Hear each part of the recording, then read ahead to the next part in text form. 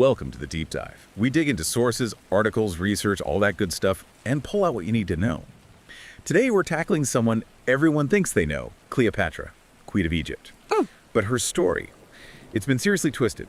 Our mission here is to unpack how propaganda perception, both back then and now, warped her image, and what that tells us about how we still view powerful women.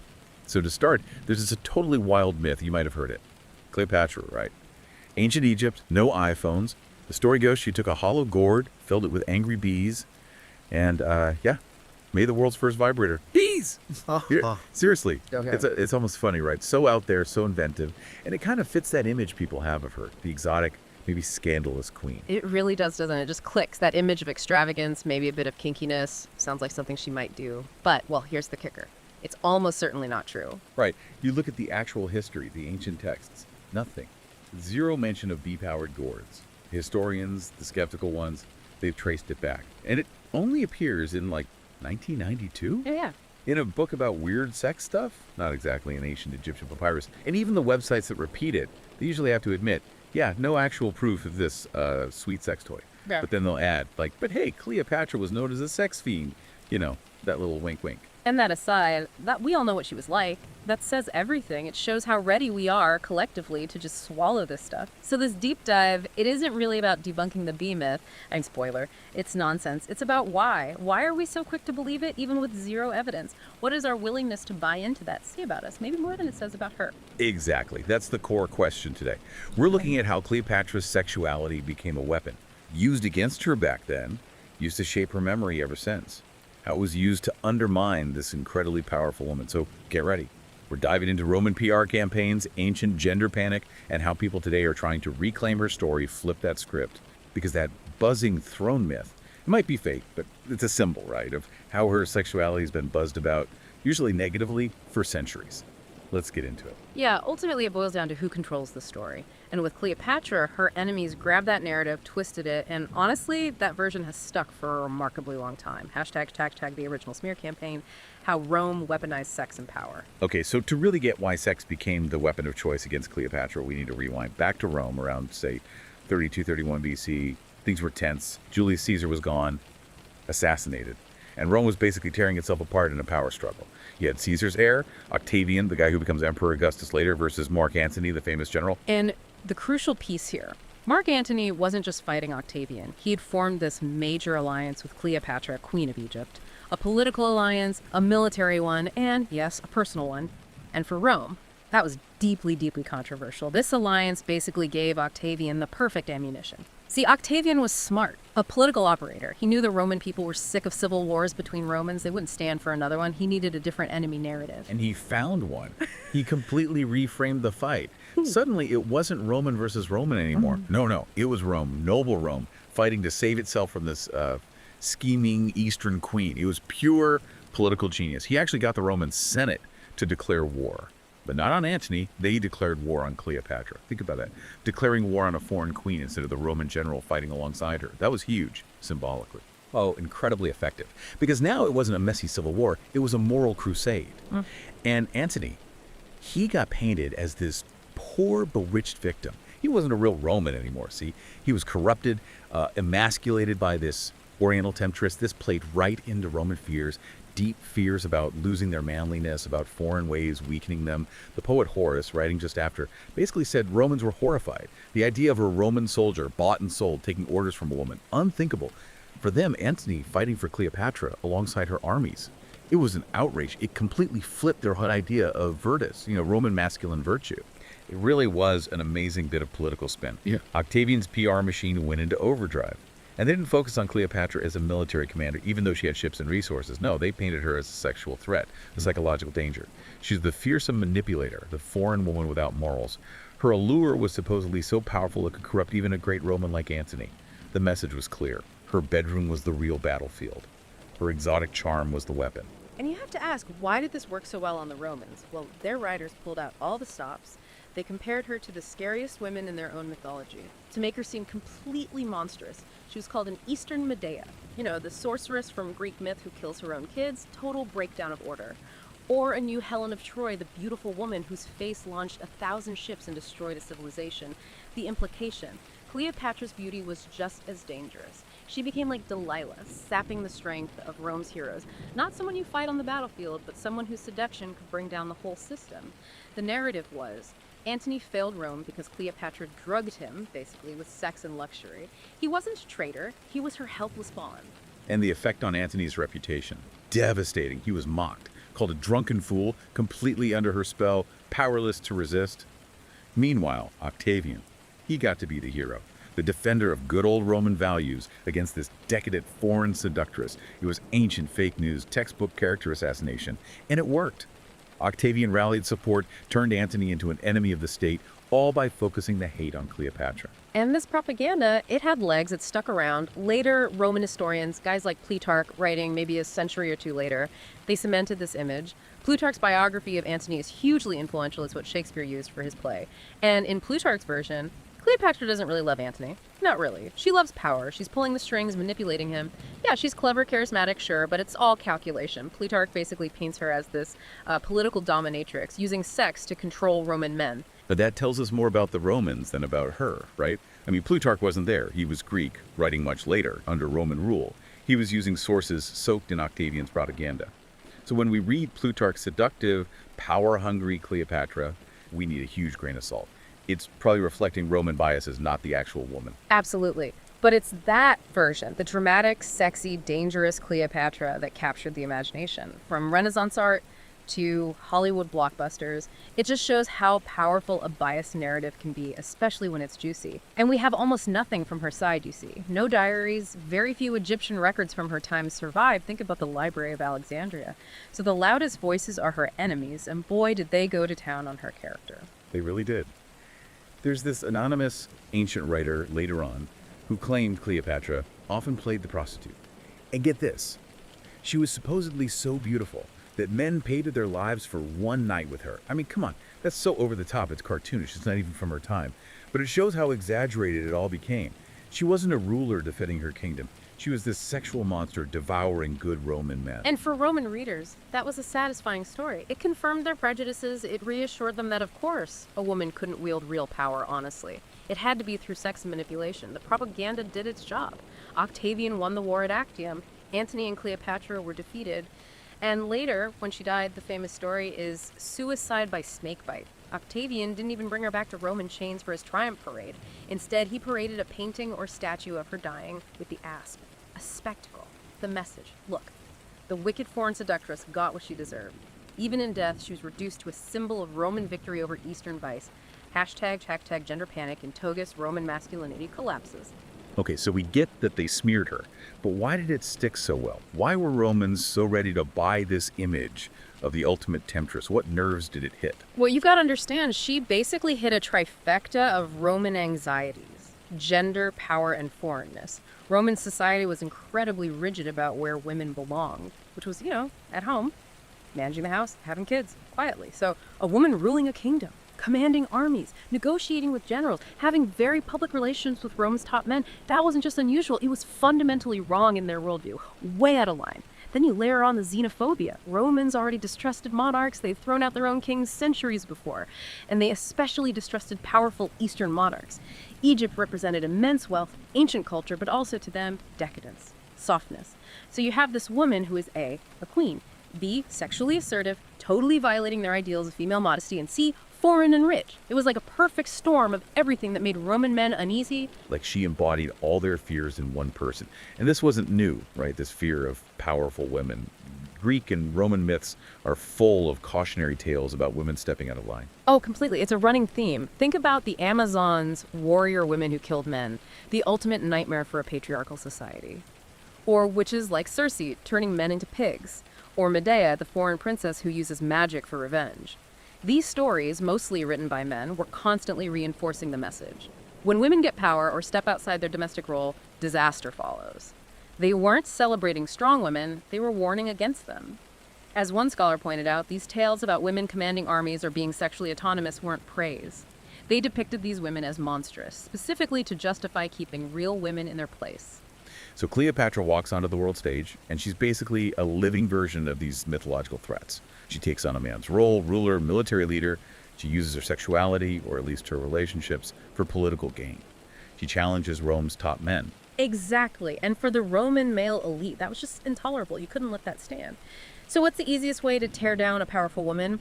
Attack her sexuality. Slut-shaming, basically. It's an ancient tactic. Smear her as a whore, a witch, a siren. Undercut her authority by making her seem morally corrupt and dangerous. In Cleopatra's case, they latched onto her relationships. Never mind, she only had 2 known partners, Caesar and Antony, over like 20 years. That's hardly a nymphomaniac. But in the Roman propaganda, those 2 relationships ballooned into this image of uncontrollable lust. They claimed she used men, conveniently forgetting men, used marriage and relationships for politics all the time. Right, double standard much. So by the time Octavian's team was done, she was the scheming seductress. She lured Antony away from his good Roman wife, who happened to be Octavian's sister, super convenient, and dissolved his Roman virtue in a gym of luxury. The poet Propertius called Antony enslaved by that fatal witch. Later writers literally called her Regina Meretrix, the queen whore. That label stuck. And psychologically, this was powerful stuff for Romans. The idea of a great Roman general like Antony being undone by a woman's charm. It was scary, but maybe also a bit titillating. It completely inverted their social order, a gender horror story. Roman moralists were always banging on about how virtus, manliness, could be destroyed by Eastern softness, luxury, lust. Cleopatra became the perfect symbol of that corrupting influence. Luxuria incarnate, sexual chaos threatening Roman order. She became the ultimate warning label. See what happens. Let a foreign woman seduce our leaders and you get civil war, ruin. It's dramatic, but the reality, Cleopatra was likely a very competent ruler, spoke multiple languages, managed a huge, complex economy, held her kingdom together. But that wasn't the useful narrative for Octavian, the dangerous vamp. Much better for PR. Defeating her wasn't just defeating an enemy. It was like restoring Roman virtue itself. It allowed him to neatly sidestep the awkward fact he was also killing a fellow Roman, Antony. And this wasn't a one-off tactic for Rome. It was kind of their go-to move for women who got too influential. Decades later, Augustus exiled his own daughter, Julia. Why? Officially for adultery, but really it was about neutralizing her political clout. And think about later empresses like Messalina. The stories about her are wild, sneaking out to work in brothels, having sex contests. Probably hugely exaggerated, right? But serve the same purpose. Discredit a powerful woman by painting her as sexually out of control. It seems like any time a Roman woman stepped out of the purely domestic sphere, the sexual slander began. So these stories tell us more about Roman anxieties than female reality. I read somewhere that Greek and Roman men generally thought women had, strong desires but lacked self-control. Suffragine, they called it. Women were seen as inherently wet, emotional, lustful. Men were dry and rational. So a woman enjoying sex, or seeking it, easily framed as sex-crazed, which is, let's be honest, a pretty handy way to dismiss any woman challenging male authority. Right. And the irony is, these same writers often argued that even though women were lustful, they still needed men for satisfaction.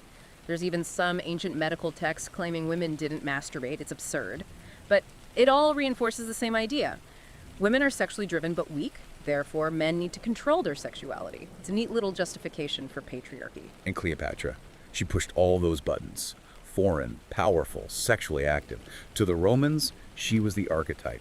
The original femme fatale, deadly woman. Alluring, treacherous, brings ruin. And that image just echoed down through Western culture. Renaissance painters, Victorian artists, they loved depicting her, usually lounging around looking sensual, maybe with that asp, or doing something extravagant like dissolving a pearl in wine, always emphasizing the luxury, the danger, the seduction. Even Shakespeare, right? His Cleopatra is amazing, fiery, unpredictable, utterly captivating, but still very much the siren whose passion disrupts the Roman world of duty and order. And there's that incredible line where his Cleopatra worries about being captured. She says she'll see some squeaking Cleopatra boy, my greatness of the posture of a whore. She literally predicts how history, or at least Roman propaganda and its echoes, will reduce her. And Shakespeare was right. That's largely what happened, especially in the West. It really puts it in context, doesn't it?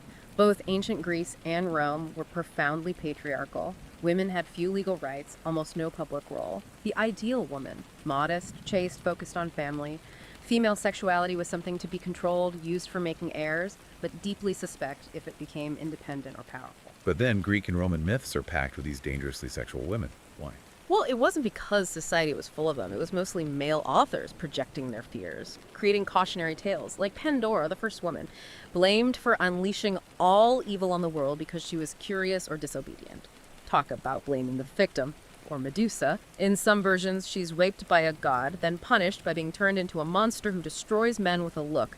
Female sexuality twisted into deadly horror. And in the tragedies, you get Clytemnestra killing her husband Agamemnon, partly revenge, partly adultery.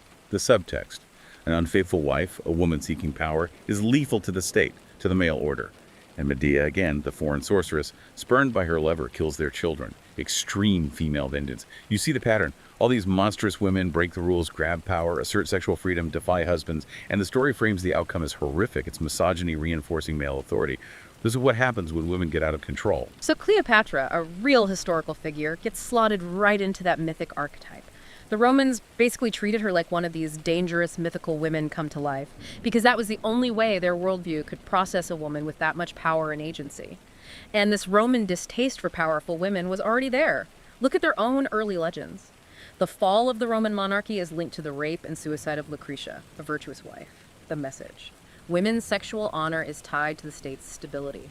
Female transgression means doom. And later, things like Vestal virgins breaking their vows, punished incredibly harshly, sometimes buried alive. So the culture was primed to see a sexually open, politically powerful woman like Cleopatra as just fundamentally dangerous, a threat to everything. Plus, you have to remember how Romans linked Eastern cultures with despotism and immorality.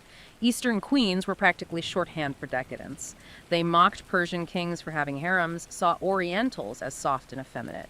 Even Cleopatra's own ancestors, the Ptolemies, had a reputation in Roman accounts for incest and violence. So, when our Cleopatra arrives on the scene, the stereotype of the sexy, scheming Eastern queen is already locked and loaded. If she hadn't existed, they might have invented her just to prove their point about foreign dangers. It's telling how Octavian's propaganda really hammered home how un-Roman Antony had become under her spell, showing him dressed as Dionysus, drunk, indulgent.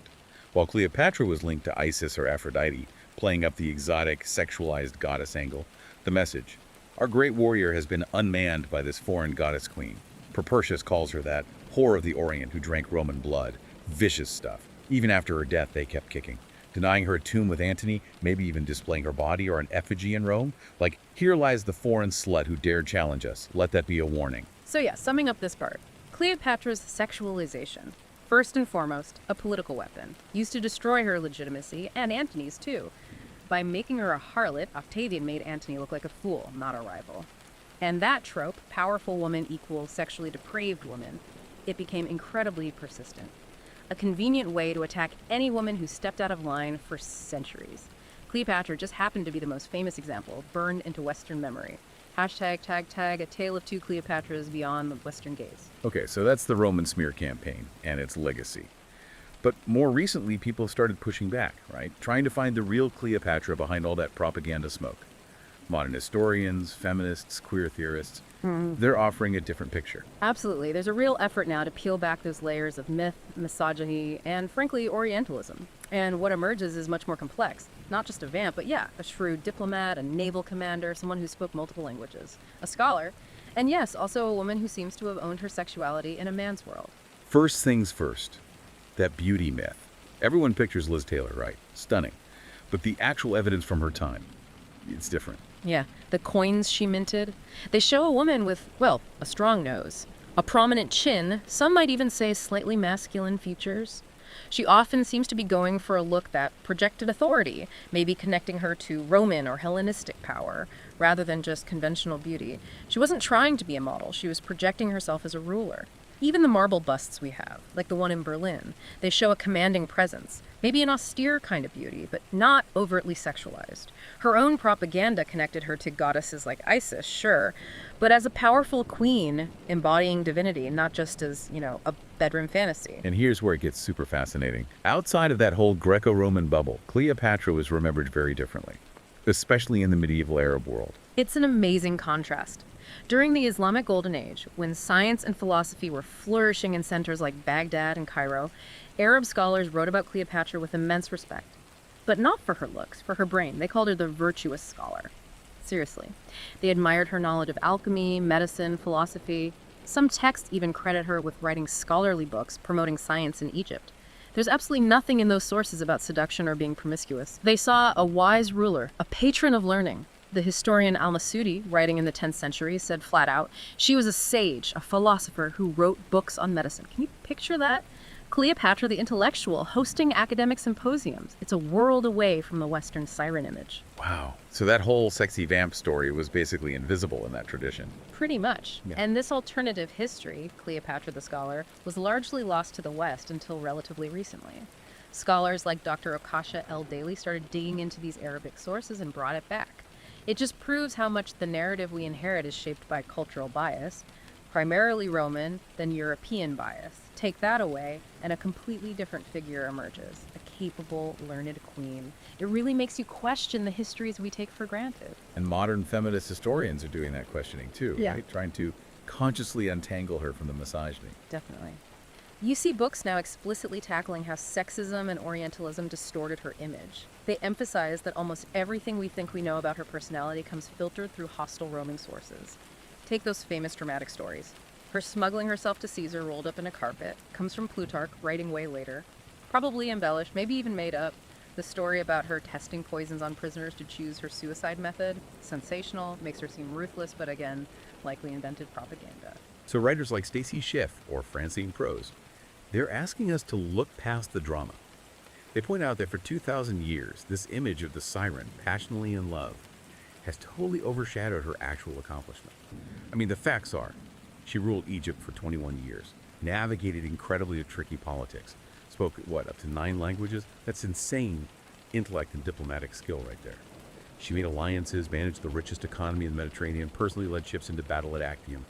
But what do most people remember? The carpet, the pearl dissolved in vinegar, the asp. As one reviewer put it, her popular image is almost entirely divorced from reality. She's remembered as the temptress who ruined great men, which says way more about those men and the men writing history than about her. The focus on her love life has been this huge historical distraction. And feminist scholars are trying to correct that. They reframe her not as some evil Eve, but as a highly skilled leader working within a fiercely patriarchal system that constantly tried to sexualize and exoticize her. Look at her relationships with Caesar and Antony again. From this perspective, they look less like whirlwind romances and more like, really smart political moves. Strategic alliances to protect her kingdom, Egypt's independence. Male rulers did this all the time, used marriage, used affairs for diplomacy. But when Cleopatra did it, suddenly she's a seductress, a whore. It's such a blatant double standard. They also highlight her leadership, right? She wasn't just like arm candy for these Roman guys. She was a power player in her own right. Absolutely. She raised armies, fought civil wars against her own siblings to secure her throne. She negotiated with other rulers like Herod. She managed Egypt's immense wealth, which was crucial for feeding Rome. She kept Egypt stable and prosperous for over 2 decades. That takes serious skill. Some historians even speculate, what if Rome's patriarchy hadn't been so allergic to a powerful woman? Could an Antony-Cleopatra partnership have worked? Roman military power, Egyptian wealth, and brains? Maybe it could have changed history. But Rome couldn't handle a woman, especially a foreigner, as an equal. So the story had to paint her as a destructive influence, a seductress, not a sovereign. It really comes down to this. If Cleopatra had been King Cleopatros, we'd remember his brilliant statecraft. Because she was Queen Cleopatra, we remember the affairs and the snake bite. But hopefully that's finally starting to shift. We're starting to see the queen, not just the caricature. Hashtag queer weddings and modern reclamation defying gender and owning power. Okay, so shifting gears slightly. What about queer perspectives on Cleopatra? Obviously, the historical narrative focuses on her relationships with men, Caesar and Antony. But do queer readings find something else in her story? Yeah, it's interesting. While there's no historical evidence suggesting Cleopatra wasn't heterosexual, queer scholars and theorists often look at how she fundamentally disrupts traditional gender roles, how she defies easy categorization. Take Shakespeare's Cleopatra again. She's often seen as embodying a kind of gender fluidity, or at least pushing back hard against rigid Roman ideas of what a woman should be. Roman characters in the play constantly complain she's not womanly enough. Octavius dismisses her in a way that implies her refusal to be weak is what makes her so threatening. And she herself boasts about role reversal. There's that amazing line, "I drunk him Antony to his bed, then put my tires and mantles on him whilst I wore his sword Philippine." She literally says she put her clothes on him while she wore his sword. Talk about flipping gender symbols. She takes his masculine power symbol while he's feminized. Wow, so scholars see her as representing rebellious womanhood. Some do, yeah. People like Deep Thigh Menon argue she embodies the fluidity of her sex, constantly trying to break out of the stiff male value symbolized by Rome. She doesn't fit the binary. She's ruler and lover, strategist and seductress. She operates in male spheres, politics, war, but also uses traditionally female tools like charm and beauty.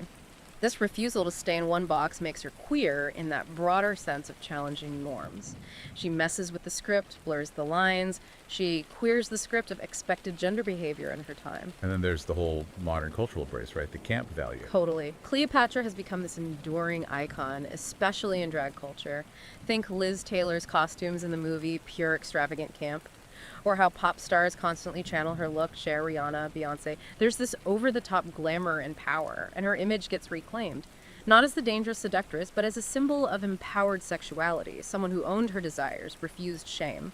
Feminist artists sometimes celebrate that, flipping the Roman slut-shaming on its head, turning the accusation into a badge of honor. Could her story also be read as an allegory, maybe, for LGBTQ plus struggles? You could definitely see it that way. Her downfall being crushed by this conservative, patriarchal Roman power structure resonates, right? It mirrors how society often tries to police and punish people who don't conform, people who challenge sexual norms or threaten established power. Her tragedy feels like more than just ancient history. It echoes ongoing fights for autonomy and acceptance against forces that demand conformity. So yeah, today the push is to see Cleopatra on her own terms. Not a saint, definitely not just a whore, but complex, bold, making difficult choices in a brutal world. She was the last pharaoh, remember? She came incredibly close to changing the course of history, maybe even dominating Rome. Modern tastes often argue her real crime in Roman eyes was simply being female and powerful. That threatened their whole system. The endless focus on sex was maybe just an easier story for her enemies to tell than admitting they were challenged by a brilliant woman. Like that historian said, if she were a man, we'd talk statecraft. Because she was a woman, we got sex and snakes. But we're finally starting to look beyond the boudoir and see the actual queen. Hashtag outro. So let's circle back to that crazy buzzing throne myth we started with. It's ridiculous, yes, historically baseless, but in a weird way it's symbolic, isn't it? It reflects how Cleopatra's sexuality has been the thing people have buzzed about for centuries, and usually not in a good way for her reputation. Back then, that buzz was deliberate, a weapon, character assassination 101. But now, we can choose to tune out that static, that salacious noise, and try to hear Cleopatra's own voice, even though it's faint in the records. Hear her as a leader, a stateswoman, a woman who refused to be easily defined or defeated. Her story is such a powerful lesson in narrative control. How this incredibly accomplished queen got turned into a two-dimensional cartoon by her enemies, and how that cartoon stuck for 2,000 years. It really highlights the power of propaganda, especially when it uses sex to undermine women in power. And the big takeaway, maybe the most crucial point, Cleopatra didn't just lose a war, she was almost written out of her own history, or rewritten, distorted by the victors who got to control the story. They didn't just beat her, they defined her. And that's an invitation to all of us, especially maybe younger generations encountering these figures. Always question the story you're told. Ask, who's telling it? Why? What biases are baked in? Because in Cleopatra's distorted legend, you can see the fears of ancient Roman men reflected back. And unfortunately, you can also see stereotypes about ambitious women that still linger today, still need to be challenged and dismantled. So, sinner, saint. Nah, she was neither. She was smart, she was resourceful, she was incredibly bold, a queen playing the high-stakes game of power politics as well as any man. Her fatal flaw, being on the losing side, and having her enemies write the history books. They got the final word back then, but we don't have to accept it now. In the 21st century, we can rewrite that narrative. We can give the queen her due, look beyond the bedroom politics. Her throne didn't buzz with bees, but her name. It's buzzed for centuries with this electric charge of sex, power, intrigue, danger. And maybe now we can finally understand that buzz clearly. Not just as ancient scandal, but as a lesson. A lesson in how history treats powerful women and how those stories can and should be reclaimed. The Queen of the Nile still has a lot to teach us if we just listen past the buzz.